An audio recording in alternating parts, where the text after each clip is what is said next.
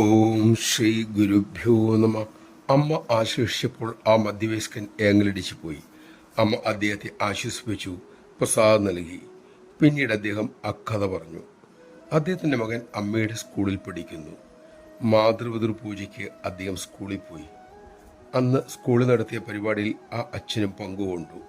മകൻ മാതാപിതാക്കളുടെ പാദപൂജ ചെയ്യുന്ന ചടങ്ങായിരുന്നു അന്നുണ്ടായിരുന്നത്.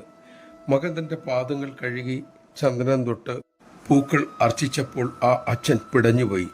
താൻ ജനിച്ചതിന് ശേഷം ഇന്നേ വരെ തൻ്റെ അമ്മയുടെ പാദങ്ങളിൽ തൊട്ടിട്ട് പോലുമില്ല. തൻ്റെ അമ്മയുടെ വില ആ നിമിഷം അദ്ദേഹം തിരിച്ചറിഞ്ഞു. പരിപാടി കഴിഞ്ഞു. കനത്ത ഹൃദയത്തോടെ ആ അച്ഛൻ മടങ്ങി. അന്ന് തന്നെ അദ്ദേഹം തറവാട്ടിൽ പോയി വൃദ്ധയായ അമ്മയെ കണ്ടു.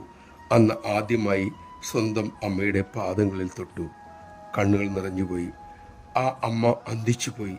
അവർ നിറമൊഴികളോടെ മകനെ കെട്ടിപ്പിടിച്ചുകൊണ്ട് പറഞ്ഞു, എനിക്ക് നിന്നോടുള്ള വിഷമവും ദേഷ്യവും എല്ലാം ഇപ്പോൾ ഉരുകിപ്പോയി മക്കളെ.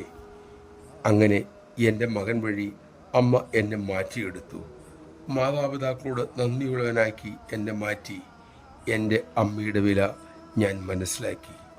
വലിയൊരു പാപത്തിൽ നിന്നും അമ്മ എൻ്റെ മകനിലൂടെ എന്നെ രക്ഷിച്ചു. നമഃശിവായ. സനാതന സംസ്കാരം പുനഃസ്ഥാപിക്കാൻ വന്നതാണ് അമ്മ.